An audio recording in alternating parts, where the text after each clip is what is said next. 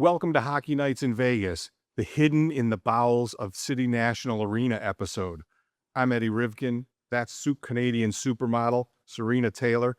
This episode, like all the others, is brought to you by my very good friend, Dr. John Pierce at Ageless Forever, www.agelessforever.net, 702-838-1994.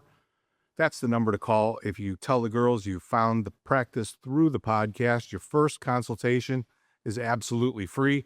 We're trying a new location. It's got a beautiful view of the urinal there. But it's kind of fun, right? Yep. Smells like old hockey bags, which is fucking perfect. Yeah, I'm seeing if I can get a cologne called Old Hockey Bag. If there was one, yeah, I wore it. I'd be sitting a lot closer. Okay, all right. Note to self. Hey, want to hear a joke? Hey, sure. The Toronto Maple Leafs response to Radko Gudas' hit. Okay. Oh my God. This situation is like exhausting to me. Everyone's complaining about this, complaining about that, but it does bring up another point I want to talk to you about. But I think everybody's like fucking shitting on the Leafs' heads about this. Why didn't they do anything? To be honest, I've seen this happen in the past. I don't really think everyone saw it happen. So if guys see it happen right away, they start to throw down. But it did happen pretty fast, and there wasn't a lot of guys around. And I think that when that does happen, I don't think people actually saw it in order to be able to go, what the hell happened? Let me go freak out right away and go after Gudas. That has to be it, because there's guys on that team that will defend. Apparently there isn't. We've talked about it ad nauseum. My favorite punching bag is the Department of Player Safety. And Judd Moldaver, Matthews' agent, came out and smashed him. Even Connor McDavid, who is by all accounts a fairly mild speaking guy, right? He never really gets up on the soapbox and he says, this is a problem, right? Because this is player safety.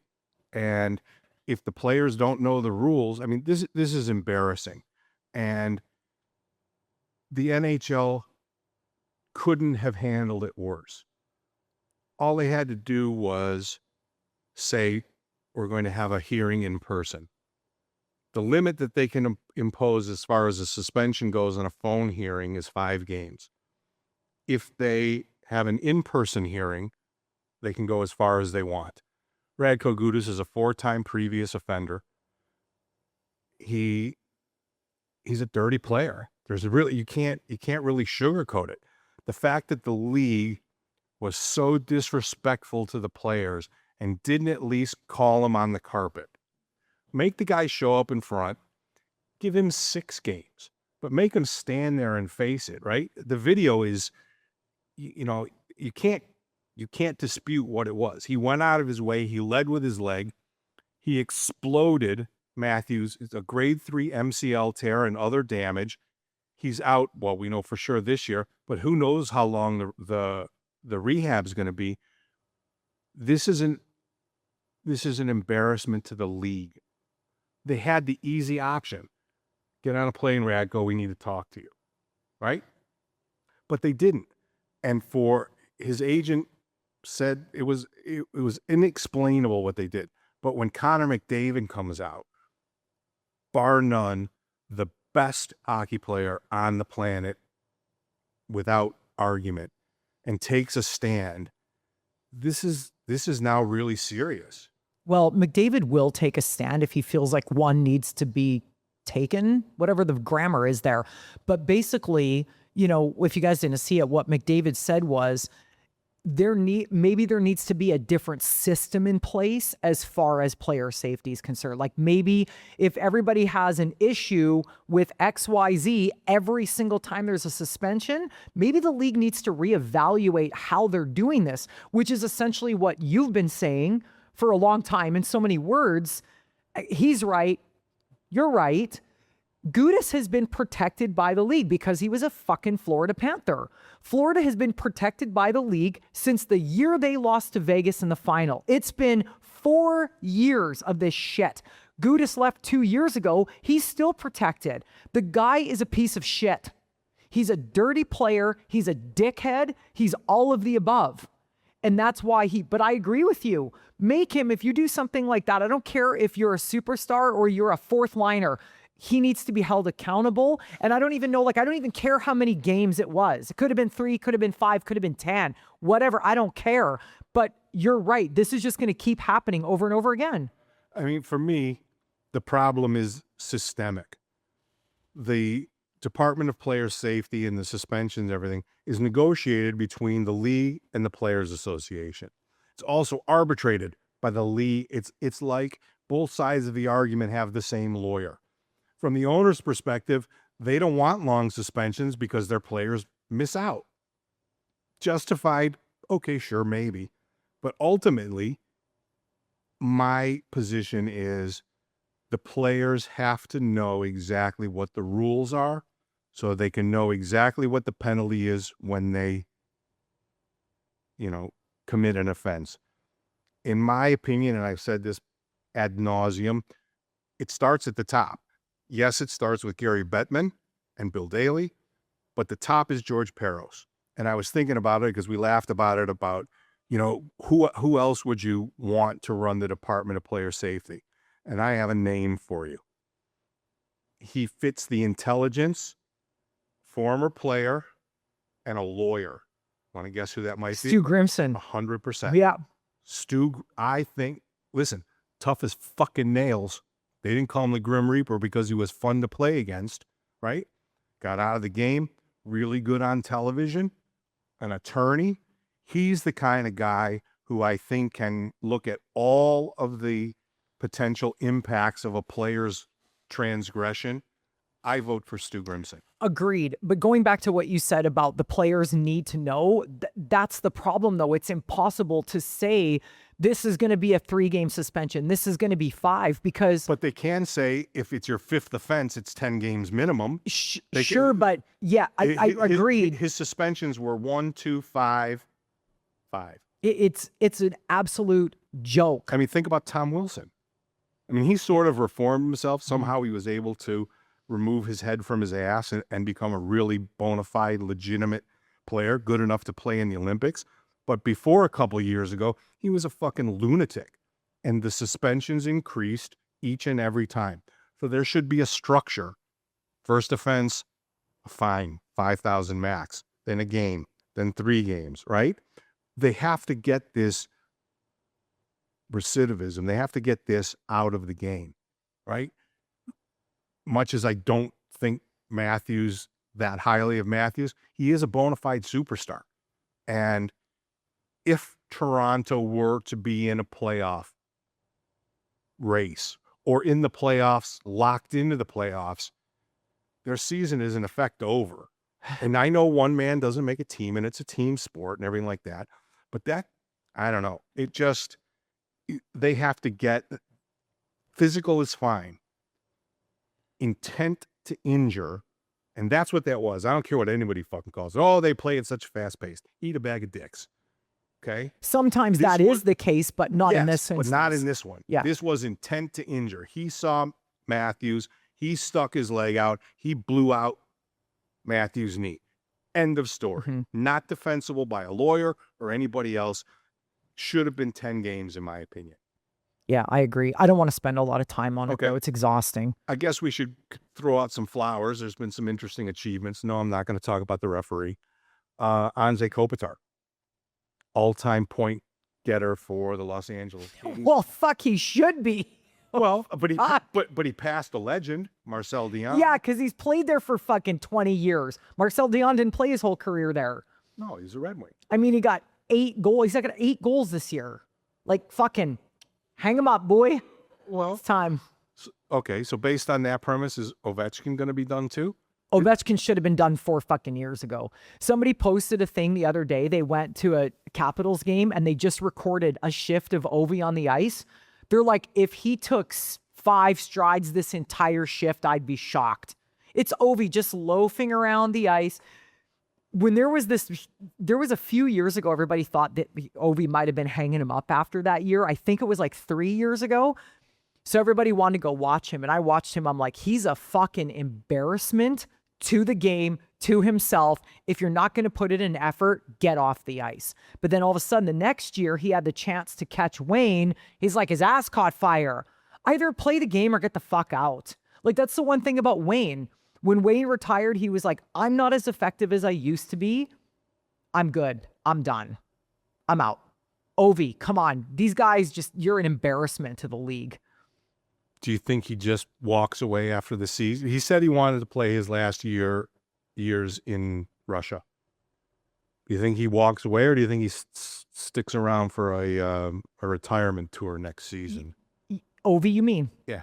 Kopitar, this is Kopitar's. Yeah, like he's done. He's said, and he's getting his flowers in some places, and Ovi, I don't know. He's doesn't matter to you. No, I lost a lot of respect for him when I watched him play live, and I was like a few years ago, and I thought people paid good money to come watch what they thought might be Ovi's last game. And even when I was in Calgary in January, they were there, and I'm like, Ovi, holy God, get off the ice. Like, this is embarrassing already. So I don't know. I honestly don't give a fuck. Go back to Russia for all I care. Anything else around the league you want to talk about, since I'm so incredibly unprepared with no notes? No. I should have forwarded it to you, but I saw a reel. We always talk about where everybody is in the standings and the playoffs and all that kind of stuff. And some guy made a reel where he was like pretending to be a team, and he would put the logo on the screen, and he's like, he showed like, I don't know, Minnesota or something. He's like, we would be in blah, blah, blah, blah, blah. And then he showed like another team. But if I was in your division, I wouldn't even have a playoff spot. But I'm 13 points behind this team, and I'm in the playoffs, and this team isn't. And he did this whole thing around the league. And then he showed Edmonton and Vegas, and he's like, and theoretically, we're in the playoffs, but if we were in the Eastern, we would have no chance. Like, it was this whole like broken down thing to the ridiculousness of the way the playoffs go. Well, I got no more league news, so let's take a break, get a word in from Dr. John Pierce, and then I'm going to start a Vegas Golden Knights controversy. Ooh. We'll be right back. I'm back with my good friend, Dr. John Pierce, and I want to talk about healing. I had rotator cuff surgery in May. I started a regimen of peptides, things that help enhance and speed up the healing process for recovery. If you don't know what peptides are, you're about to get a short, quick understanding of them and how important it could be for you if you got an upcoming surgery. Let her rip. So, we use peptides here that are approved coming from U.S. Licensed pharmacies. You gotta be careful because there's a lot of stuff out on the gray market. That's the stuff you can order on the internet, and you don't know exactly what you're getting. However, what do peptides do? Well, peptides do a lot of different things depending on what we're looking to do. Now we're going to talk about a couple peptides that decrease inflammation and upregulate healing. That is unlike taking an anti-inflammatory medication or a corticosteroid, which decrease inflammation and downregulate healing. So that tissue that you just got repaired, or if you just injured, you want it to heal, and you don't want to make it more prone to further injury. This is where the peptides come in, because they decrease the amount of inflammatory, they're called cytokines, produced by the cells, and they upregulate growth hormone receptors in the connective tissue, thus allowing better healing. So we get the best of both worlds. If you've got an injury and you want to get back quicker, peptides can help. If you're suffering from chronic issues like osteoarthritis, peptides actually can help that as well. If you have orthopedic surgery or any type of surgery that's planned, and you can prepare before and after surgery, your healing time will be better. This is really important, folks. We're all getting older. We're not healing the way we used to heal. I know for a fact that the regimen of peptides that I take improved my healing and also shortened the time that it's taken me to get better. Pick up the phone, call Ageless Forever, tell the girls that you found the practice through the Hockey Nights in Vegas podcast. Your first consultation with Dr. Pierce is free. Don't you want to get better faster? It's pretty much it. And we're back. Want to start a little controversy? Always. So, we have a Carter Hart update. And that always gets lots of views and clicks. We might put Carter Hart up as a thumbnail because We that got to shit get tracks. Carter Hart on here. Hey, as soon as he's healthy, he's going to be the ask. Though we do need to Great. get Rasmus Anderson on Apparently here. we do. Carter Hart's skating on his own. Mm-hmm. In VGK lingo, that means about 2 to 3 weeks. He's on the back rink working with Coach Farrell, and then he makes his way up and everything like that. Aiden Hill has started 4 games in a row, seems to have rounded into a bit of form. Bruce has talked about goalie balance, but clearly stating Aiden is our number 1 guy, but we do have to keep Akira Schmid fresh. When the Vegas Golden Knights when Carter Hart is eligible to return, they don't have enough cap space. They have to move a contract off of the payroll in order to activate him. And Bruce said last week that their thought at that moment in time was that they're going to go with 3 goalies. So they're giving Carter Hart $2 million a year for this year and next. Kira Schmid's on an expiring deal, I think at $900,000. Aiden Hill's locked into till forever, 5 more years or 6 more years or something crazy like that. What do you if you're Kelly and George and you have a healthy Carter Hart, what are you doing? Nobody's there's one player who's eligible to go on waivers and go back to Henderson, but it's not enough money to clear To make it worth it. Right. So I'm sorry, I don't remember who it is. I just know there's one. Let's fast forward to April 1st. Carter Hart's cleared by the team medical department. He's ready to go. What are you doing? That's tough. That's Really tough. And because I think, number one, I think the reason they said, well, we can keep 3 goaltenders, because if you move Akira Schmid, that's not even $1 million. It doesn't help anything. No. So you might as well, because the track record of Golden Knights goalies getting hurt this year, you better keep 3.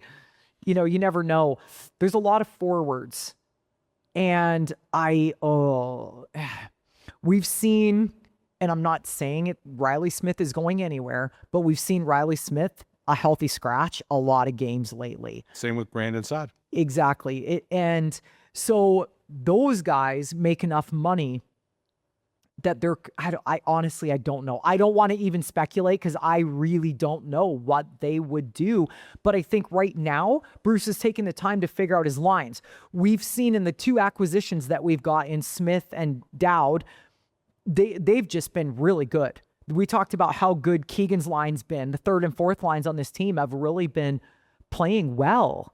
And so I think he's kind of trying to get into the groove of like, okay, can I finally get in a groove with my lineups here and figure out who's going to play and what we're going to do? That's probably what they're trying to decide over the next couple of weeks. Well, I'll give one little question or point with regards to the money of it, and then we're gonna go right into that question. I wonder if they ultimately put William Karlsson on season-ending LTIR, and that's the move that opens up the cap space, or one of those deadhead trades where they trade somebody after the season to a team and the player can't play in the playoffs. But it's an interesting controversy that's only going to grow bigger in the next couple of weeks. On to the lineup. Golden Knights have won 2 games in a row. They've looked good in those 2 games. But I don't want to talk about the 2 wins. I want to talk about sort of the progression of how they played better. They were the better team against Dallas. Their play is rounding into form, even though they don't have a 5-game win streak or anything else like that. And they have an incredibly tough game coming up tomorrow with Buffalo coming to town. It continues to amaze me, and this is a shameless slurp, the genius of Kelly McCrimmon. He brings in 2 guys that nobody that watches this podcast knew who the fuck they were. Mm-hmm. Cole Smith and Nick Dowd. And we could tell in the first game that they played on that new 4th line with Colton Sissons that they had something. They are not going to light up the score sheet, but they're going to force the other team to defend in their zone. They did it against Edmonton. They did it against Dallas. That specific line. Right. Yeah. That fourth line now has an identity, an absolute rock solid identity. You reintroduce Brett Howden, you reintroduce Mark Stone into the lineup, and all of a sudden, with the exception of William Karlsson, Bruce has all of his chess pieces again. Mm-hmm. The second line is now Marner, Dorofeyev, Hurdle, Barbashev, Stone, Eichel, Kolasar, Howden, can't remember. Bowman, right? So now, for the first time since early January, I don't want to jinx it. Eddie, we're seeing the Golden Knights pretty much as we expected to see them, knowing that William Karlsson's injury was really serious, and we can't factor him into any sort of a conversation.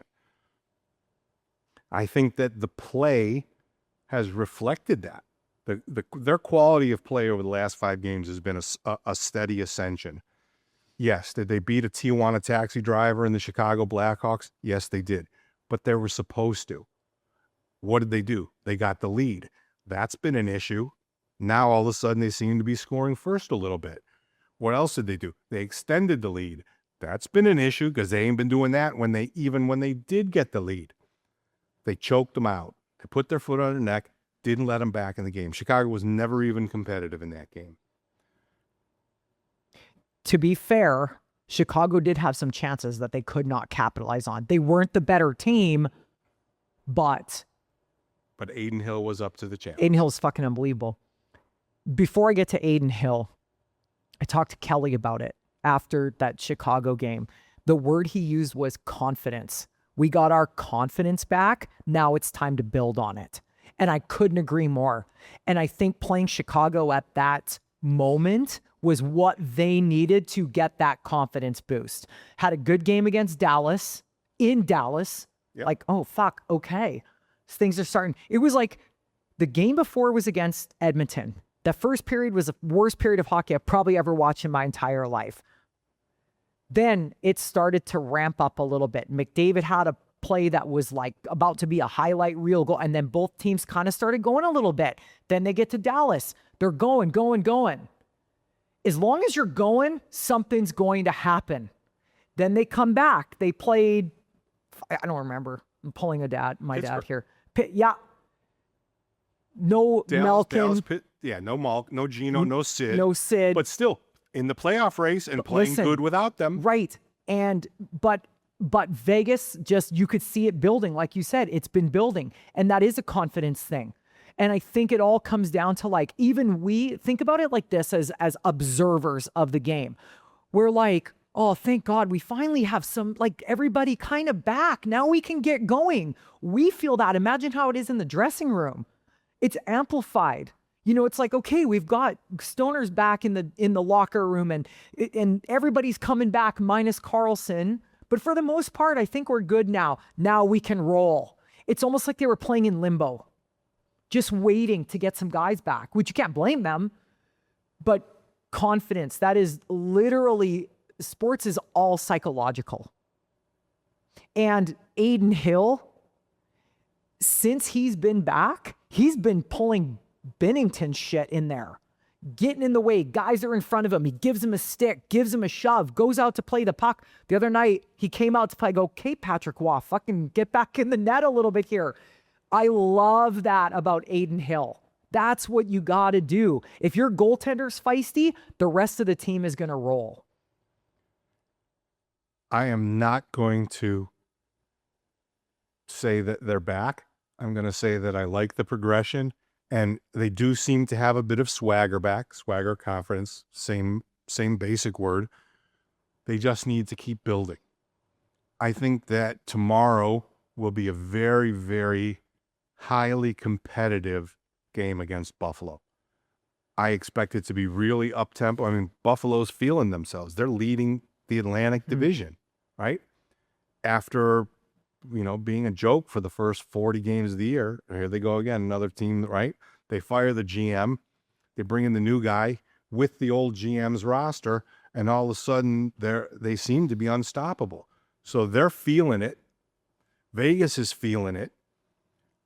I expect an electric game tomorrow night. I expect an electric crowd last night because the incredible ebbs and flows and the unevenness of this season also rubs off on the crowd, because the crowd are what would you call them? A little bit of fair weather fans. When they're losing, the sky is falling. When they're winning, the Stanley Cup or bust. Well, they've got a little bit of juice now. Buffalo is a legitimate opponent. For a Tuesday night game, I'm expecting this to be a pretty big week. Utah comes in Thursday night. They're right in the middle of it. So there's 15 games left, something like that. Less than a month in the calendar season.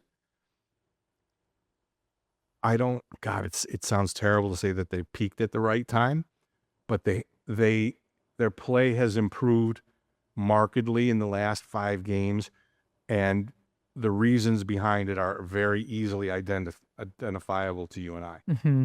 I feel that against Buffalo and Utah, same thing. They have to come out hitting. Buffalo, I've always stood up for Buffalo. I've been saying it for years. They've got the talent. It's gonna click at some point. Are they gonna go anywhere in the playoffs? No, but that's fine. They're young, they're learning. But Buffalo has hittable guys. You go and hit the shit out of Buffalo, you're gonna take them out of the game. Facts. A guy like Tage Thompson is a fucking pussy. I'm sorry, he is. You go hit a guy like Tage Thompson, he's done. He's cooked. You start cranking those guys, it's going to happen. It's just simple math. You go out and start hitting, you're going to take control of the game. Go in there, bang and crash right away. Start drilling them. We saw that a little bit in Dallas. Vegas was pretty aggressive at first. And I think that, they come out and they start banging and crashing. I think that's going to take Buffalo and Utah to the game. I was talking to, the Chicago radio announcer. He's been doing it for a really long time. And he said, we were watching this player on YouTube that's in the Chicago system. He was in a fight. He plays for Seattle in the Western League. And he KO'd somebody. And he's like, this is the guy we need. I go, this is the guy we all need. That's what everybody's missing. And he goes, you know what? We were in Utah the other night and we got shoved around so bad it was embarrassing. He goes, who do we got to stand up for our guys? And I think that's why I'm saying that Utah is going to be the same way. Utah is going to come in here and they're going to be just like Buffalo. They're going to be coming in hot. And Utah is a potential first-round playoff matchup. Right. They're going to be, I think Utah is like, okay, this is our second year or whatever in the league. We still have a lot of shit to prove here. Certainly. We're going to come in. Vegas has always been a big gun in the NHL, especially in the West. We're going to come in and go hard. And if Vegas can stand them up, because Vegas has some tough customers. It was interesting. The other night, they started, I forget what game it was. Getting old, Eddie. Mm-hmm. Bruce started the fourth line. Didn't have to do that. I was like, I turned to Hannah and I go, they're not fucking around tonight. I think that was Pittsburgh. Yeah, and out they came. And it was just... tone setting. Yeah, and I'm like, listen, this is exactly... And that's... And it was kind of a joke when we had our watch party against Dallas. The first shift, Keegan was out there and he went behind the net and Ottinger went out to play the puck and I'm like, fucking clip him. And I'm like, set the tone, Keegan, set the tone. Not that I'm a supporter of running over the goaltender, but you give that goaltender a little fucking shot behind the net, you set the tone. Give him a little elbow, give him a little stick. Everybody's going to start going nuts. That's what you do. You go out in that first shift and you set the tone. There's a reason Connor McDavid is a good captain for Edmonton. There's a reason Mark Stone is a good captain for Vegas. They go out there and they set the tone. And if they don't, you can see the difference at the end on the score sheet. Anything else you want to talk about? You got a rapid fire hiding somewhere? No? Ooh, I can come up with a good rapid fire. Okay, I'm going to rapid fire you on personal questions. Not super personal. Okay. No. Because I had some rapid fire all right. prepared. I'll play along. Okay. All right. So You played a lot of hockey as a kid growing up. Was there a player that you played against? I know this is a long thing, but it's still going to kind of be rapid fire. Was there a player that you played against that stands out the most in your mind, whether he became a professional or not, that you're just like, God damn, that guy was brutal? Jesus, I should have prepped for this, because you realize you're talking about 40 or 50 years ago. We did play a little bit against a guy named Mike Hartman, who played on the '94 Stanley Cup Rangers team. There was a bunch of kids that in my era, my time, I don't know how far many of them went, but there were some kids that were just faster, right? There weren't, I mean, when you're 8, 9, 10, 13, 14, you don't talk about guys being bigger. Talk about being, more skilled and more talented. But a guy like Mike Hartman, you could certainly see that he was gifted in ways that most of us probably weren't. Was there an arena that you went to, like a rink anywhere, well, NHL or whatever, that really stood out as a good memory that you're like, oh, I was at this game in this rink and it was the coolest experience? Well, when I was a kid, I went to Olympia Stadium in Detroit, and it only sat about 12,000 people.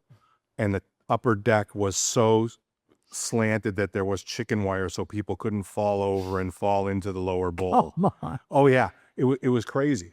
And so my early childhood memories were watching Gordie Howe and Alex Delvecchio and those guys in that little tiny barn. And then as I got older, the Joe Louis Arena came on board in 79, I think it was. Yeah, 79. I was a freshman in high school. And the first All-Star game, the All-Star game was there. And it was Gordie Howe's last All-Star game, and it was Wayne Gretzky's first All-Star game. Watching the Red Wings win the cup. So I have a lot of memories of the arenas there. Now, as somebody who's been doing this podcast for 6 years, the memories are different, right? My friend Joe Payne, God rest his soul, we went to New York and I went to the Garden for the first time and watched a hockey game. It's fucking unbelievable. It absolutely unbelievable. And the staff and the players, the staff of the Rangers and everything were so incredibly kind. My first time at the Garden, Joe and I literally straddled center ice. We were just right, and I mean, that arena has the most unbelievable memories. And the first time I was there, we walked the elephant ramp, and I was walking the elephant ramp with Sean Burke, and we were talking about the history of the arena. And I walked down to the Zamboni door, and I'm looking up at the ceiling, which is like the legendary view. And I was thinking about sneaking out on the ice to lay at center ice to take a picture like this. And I had a $100 bill in my hand, and there was 3 security guards right there. And I tried to, and he's like, dude, you know how many people try to get at center ice? And he basically politely told me to go fuck myself. But, now as an older person and enjoying hockey from the podcaster perspective, I like going to the other arenas. I'm going to see the Saddle Dome next year before they blow it up.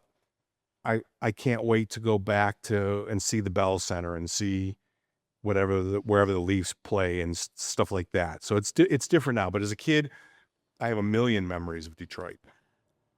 Growing up in Saskatchewan, we would have bus tours. We should do a bus tour. Really? To Alberta. We should do a Calgary-Edmonton bus tour. It's like a 22-hour drive from here to Calgary. Fuck that.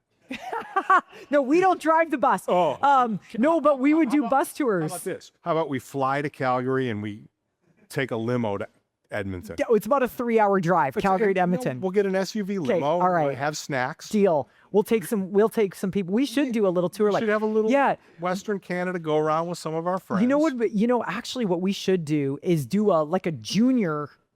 Throw a couple junior games in there too. If they're available. There's always the amount of junior teams between Calgary and Edmonton. We could go to 3 games a day. Hey, then Jason and Red Deer can take us out for food. Jason and Red Deer's coming. Did I tell you about the game I went to at Maple Leaf Gardens? It was the most unbelievable. we bought tickets. I was in Toronto. It was the last season. Remember, they shut the season in the middle of the season. They moved the rink in the middle of the season.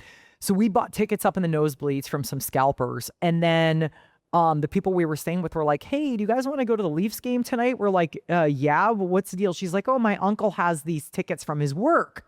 So we're like, okay. And back then you got the ticket stubs, right? Yep. And they had the old pictures of the old Leafs and shit on there.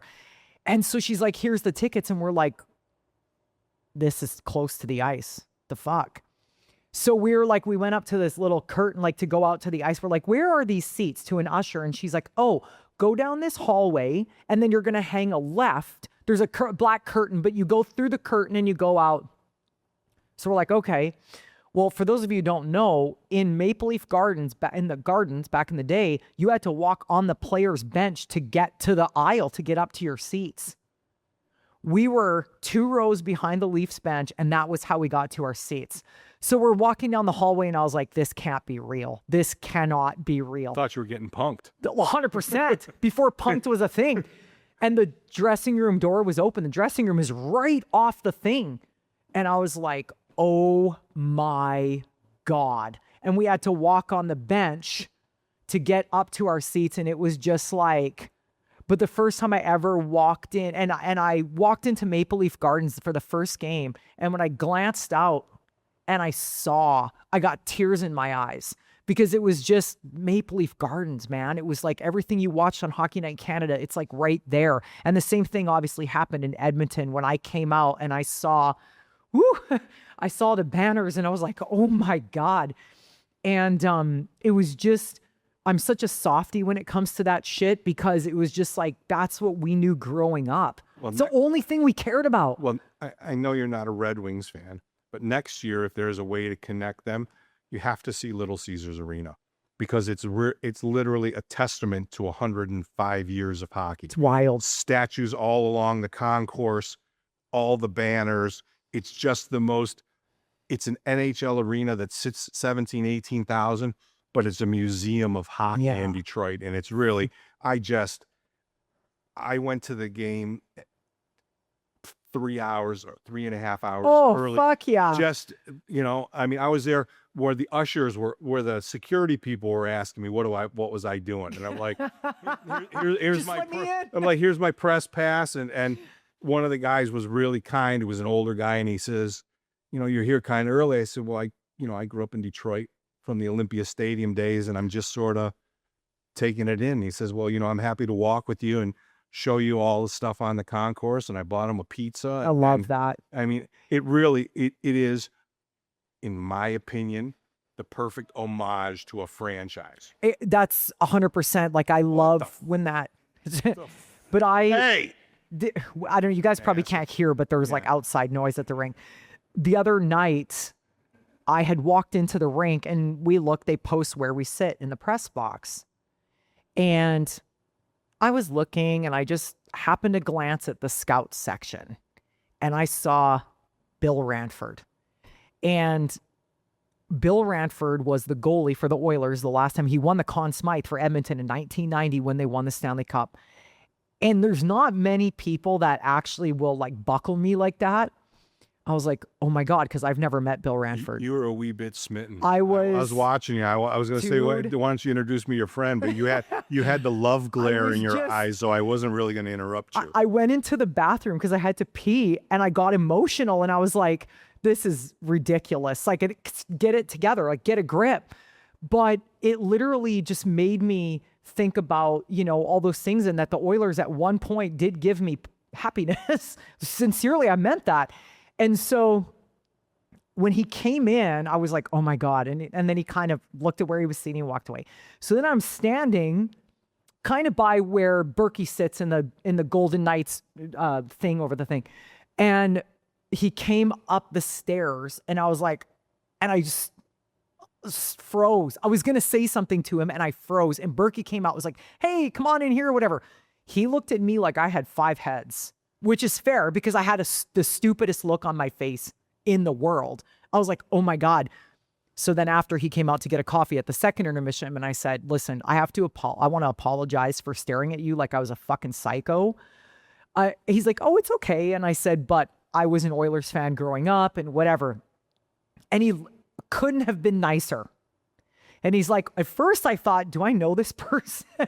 He goes, but I meet a lot of people in hockey. I don't know. And we talked for the whole intermission. He never walked away. He spent the whole time talking to me, just being a kid when you watch it on TV and they always show the goalies close up and you could see Bill Ranford's eyes all the time. I can picture every goalie I grew up like Patrick Waugh. You can picture his eyes, right? That's all you see on a goaltender is their eyes and their helmet. So when he was standing there talking to me, I got that again. And it just was so like, all my childhood came back to everything. It was just unbelievable. Unbelievable. There's probably not too many guys left that I haven't met that really knocked my socks off, and he was just one of them. I had a Ranford jersey when I was a kid. He was my favorite player. I think that's it. Let's end on that. I have a story, but it's nowhere near as fun. So, Whoa, hold on. No. But we're here's the ending thing. on that note. But just to preface this, the thing about Edmonton winning in 1990, that was the cup they won after Wayne was gone. And that was why it was very special to a lot of us, because everybody wrote off the Oilers after Wayne left. And so it was just really that one cup that was like Mark Messier was the captain. And that was just such a special time. And so I've met Mark Messier, the same day I met Wayne, it was the end of my life almost. But this was really cool. You're rambling. I know. Okay, that's it. That's all. I don't want to, ruin Sarina's blissful memories. Save it for next time. So we got it for next time. Thanks to Dr. John Pierce at Ageless Forever. Thanks to Dr. John Pierce at Ageless Forever. www.agelessforever.net. 702-838-1994 is the number to call. Thanks to all of you who subscribe and comment and interact with Sarina and I. It's been a long day. Already, yeah. And it's only Monday afternoon, so we'll see you next week. We're out of here.